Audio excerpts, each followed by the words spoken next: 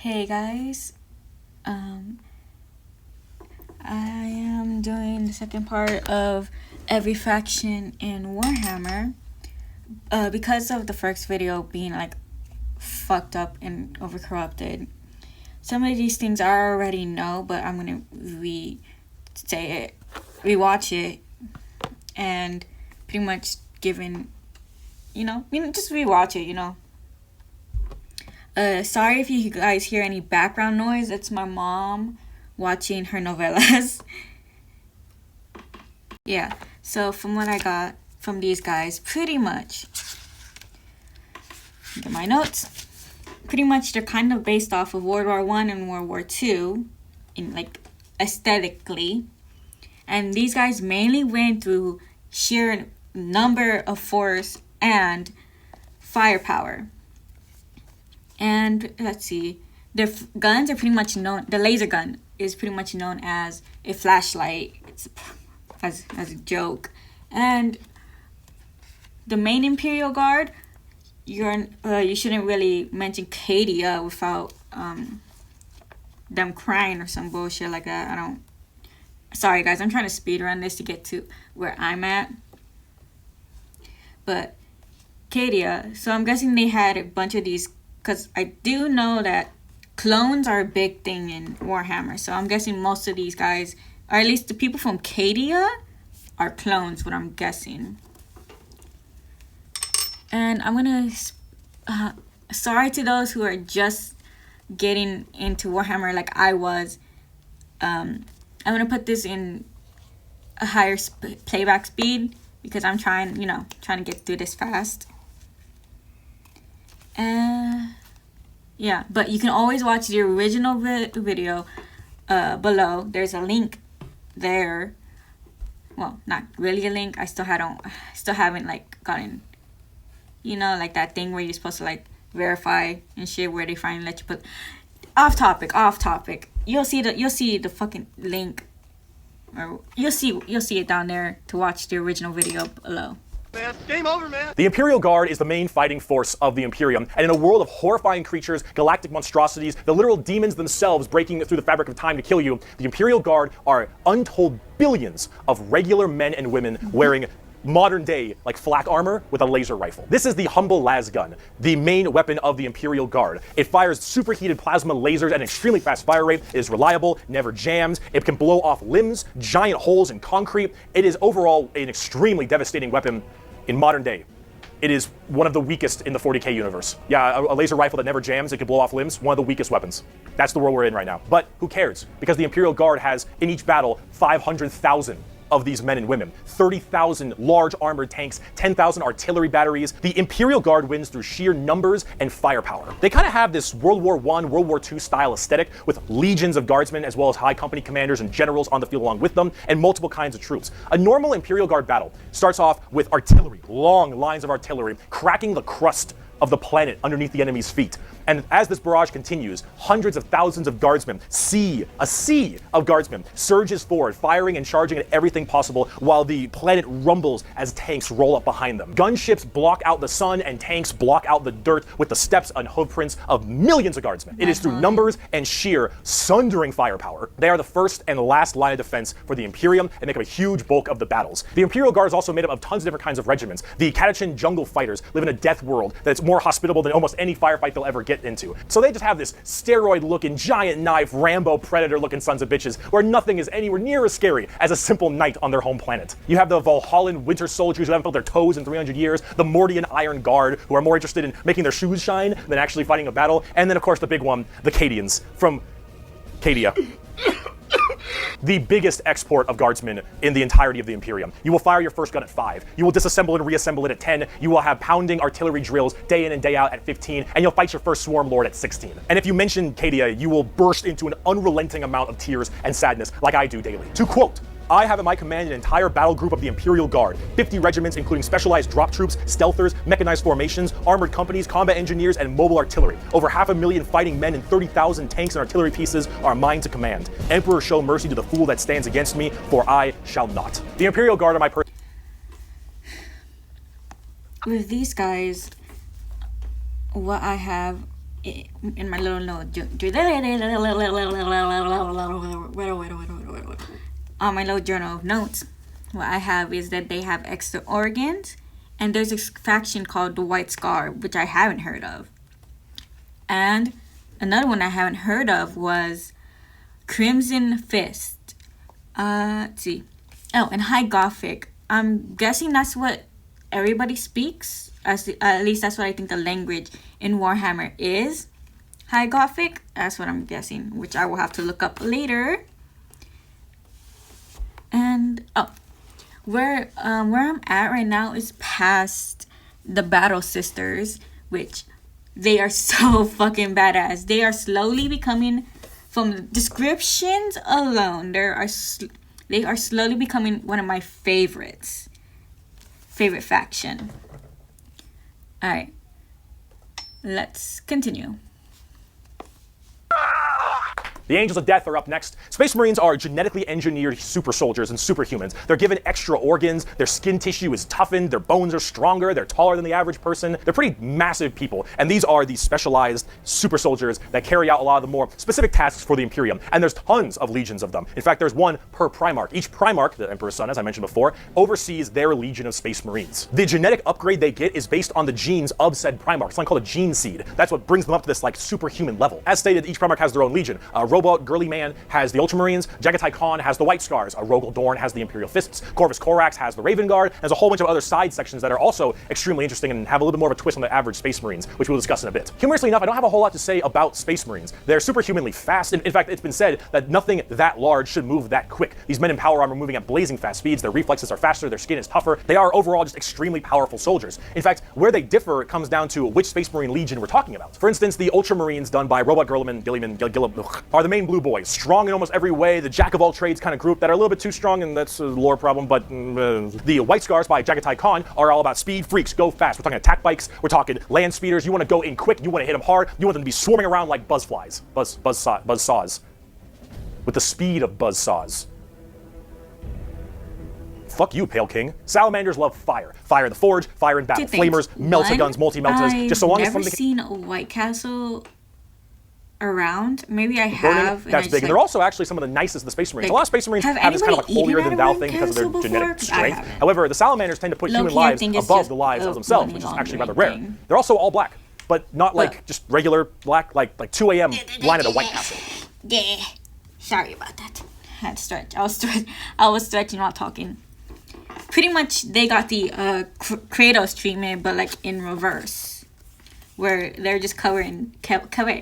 Where Kratos is covered in ash, they're covered in soot. Black. Like they have a charcoal, dark, ashy exterior and blazing red eyes. Apparently something about living on their home planet of Nocturne, which I don't know if that makes much sense, but who cares? This is like fantasy land anyway. Overall, Salamanders are actually one of my personal favorite legions because they're just really cool, they're fun to play as because of all their flamer weapons, and they have a nice, like, more heartwarming lore as opposed to being super evil like everyone else is. Oh my god, we're not even a quarter of the way through Space Marine legions. Imperial Fists using the power of the siege and defensive positions. Imagine their helmets. Missed opportunity to make a little bit of comedy is to have their like a hatch where it opens their helmets like bird beaks, and like a fucking Muppet when they talk. They look like a fucking puppet or a Muppet when they talk. God, I'm laughing at my own fucking stupid ass jokes. Not even a fucking joke, just a fucking comment. Raven Guards, master of stealth and sabotage while having bird helmets. Iron Hands, masters of machines and vehicles while being really goddamn good at being sold on eBay after one nerf. Space Wolves, Vikings and wolves and tons of wolves and axes, battle axes, fur everywhere. Space Wolves, so angry, big teeth, Blood Angels, the genetic defect to make them want to drink blood and go crazy called the Red Thirst. They have Cupid wings and stuff, it's a little bit strange, and they are all super gay for Sanguinius. Dark Angels are old school knights and inner circle theme and... Are you a heretic? Me? No, never. Once in a blue moon, I know. Death Watch, a fancy anti-Xenos group that nobody plays because Death Watch and they look cool though, but no one plays them. I don't know about Death Watch. They're there though. Black Templars, for the people who, if you haven't prayed at least 3 times a day, you're gonna start praying out that airlock. And I'm sure there's some other chapters I may have missed as well, like Crimson Fist and stuff. But those are the main ones right here. Here, quote from the Emperor himself.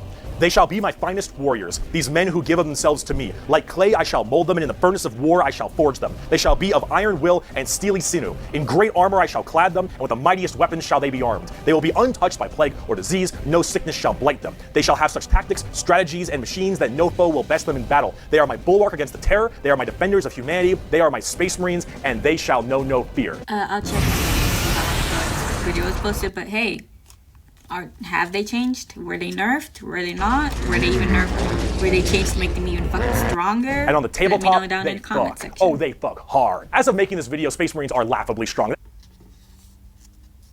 Might change at some point, but overall, Space Marines just have it's like a Swiss Army knife, a tool for anything you need, except it's like a gold-plated Swiss Army knife. It is extremely strong. If you are actually getting into the tabletop of Warhammer, Space Marines are a great start. Also, whatever gameplay style you have, whether you want to be sit back with long range and heavy weaponry, go fast and run in, or even just full melee, all of these options are totally there for you. Space Marines are super badass, but unfortunately, it's time we start praying to our new god, the 2011 Honda Civic. So is it any wonder people are afraid of technology? Technology! The Adeptus Mechanicus. The Adeptus Mechanicus are a technophile cult on Mars. Now, these people are a little bit weird because they don't actually really believe in the Emperor of Mankind. And you might think, oh, whoa, Bicky, that sounds like some heresy. A little bit. They believe in the Emperor, they believe in his power, but they don't pray to him. They pray to something called the Omnissiah. Is this kind of machine god they believe permeates in all machines. And if you think, well, wait a minute, they believe in a different god as well? That sounds like super heresy. Well, yes-ish, but they also make all your guns, and they make all your tanks, and they make everything that you have, so you can't really tell them to fuck off, because you're not going to win nothing if you don't got stuff to shoot people with. See, their Omnissiah at least makes sense from their standpoint. They believe it to be a deity that permeates through all machines. Your Honda Civic, your standard bolt gun, your Dune Strider Walker, your giant mechs, your huge ships. The Omnissiah is present through all. And the only reason your stuff works is because the machine's spirit in it says it works. If you want your gun to work, your tank to run, you must pray to it.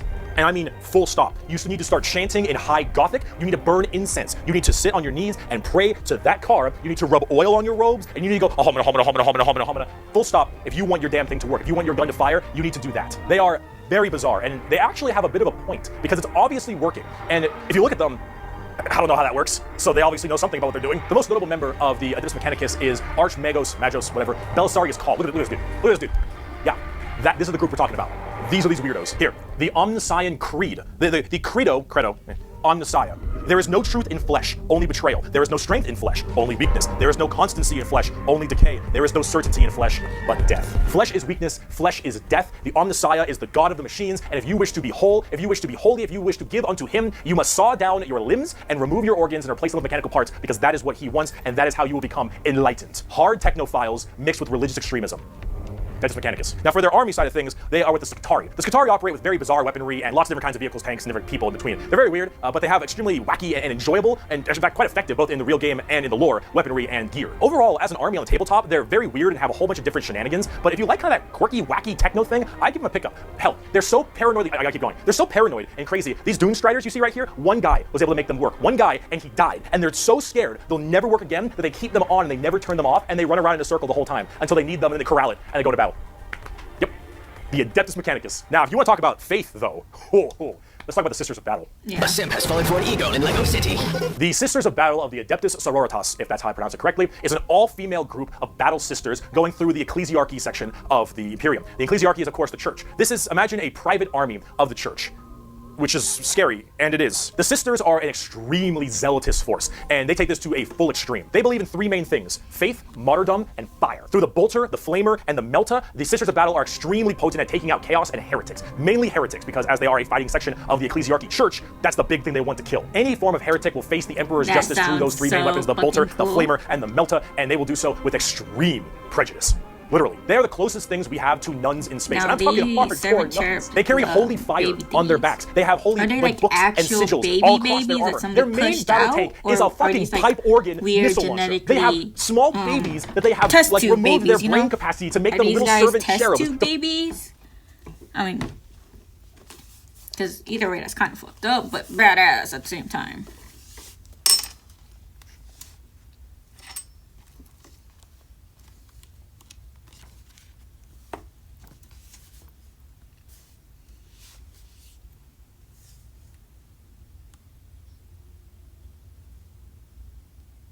fly around and give them ammunition and shit. They drop churches from low orbit as mini drop pods onto battles. They drop churches into battles, and they blare war hymns and holy music from their frigates in low atmosphere and shower holy water across the battlefield. These are the people you are dealing with, and they're fucking awesome. They can literally stave off demons on the tabletop because their faith is that strong. Remember the warp, the demons from the warp? Well, the warp also manifests in your mind. All of your emotions, negative and positive, go through the warp. It's the immaterium, the place of all things. So if you are that mentally fortified, that mentally strong, you can stave off horrifying demons. And all these girls, oh, not a crack. Not a crack in that mental armor. Now, as much as a meme as they are, and as much as their models look a lot like Ongo Gabloglian, yeah, which I can't unsee anymore, I gotta say, I love their design. I think they're extremely cool. They're another army that I'm currently collecting. They just released a whole new line of figures very recently, and they look wonderful. Everything from Celestine, the living, literally undying saint from the Triumph of Saint Catherine, which is literally a funeral procession as a model. Those organ tanks I mentioned earlier. This shit is the most over-the-top badassery in a lot of the Warhammer universe, and goddammit is it over the top. But Sisters of Battle are so cool. While I'm a guardsman at heart, oh, this is such a cool faction. By Bolter Shell, Flamer Burst, and Melta Blast, the mutant, the heretic, and the traitor alike are cleansed of their sin of existence. So it has been for 5 millennia, so shall it be until the end of time. And speaking of burning demons, I can see! I can fight! The Grey Knights are the first army I actually collected back in 7th edition. The Grey Knights are a super secretive and much more old school look at power armored knights, except they are all psychers. All of them have that crazy space magic magician shit. For every 100,000 guardsmen, there's 1 Grey Knight. For every 10,000 Sisters of Battle, there's 1 Grey Knight. For every 1,000 Space Marines, there's 1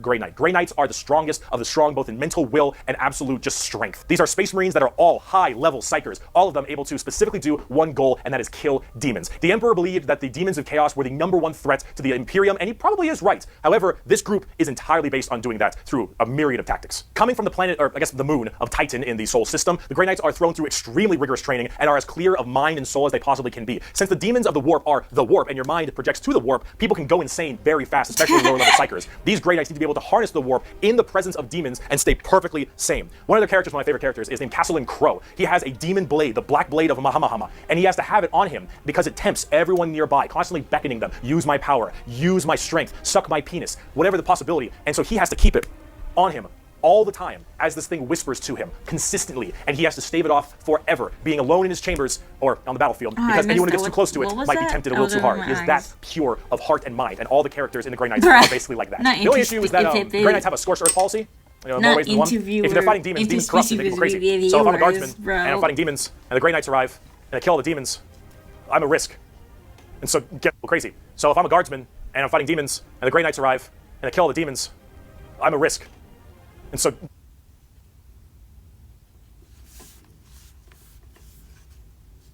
Guess who's not making it out of there? On the tabletop, they're very strike fast, strike hard kind of people. They teleport all around the place. They are fast strike groups, small amounts of models because they're so dang strong. You only have so many characters, but with it, you get in there, you're very tough, very tanky, you hit really hard, and you try to bounce around the battlefield quickly, but you don't have numbers, and so every dead Grey Knight hits really damn hard. They're fun, though, if you like that kind of fast striking kind of army. Oh, and also, Caldor Drago is a thing. We're not going to get into Caldor Drago. All right, that is, oh my goodness gracious. I am the hammer. I am the mail about his fist. I am the spear in his hand. Though we are lost, I am the shield on his arm. I am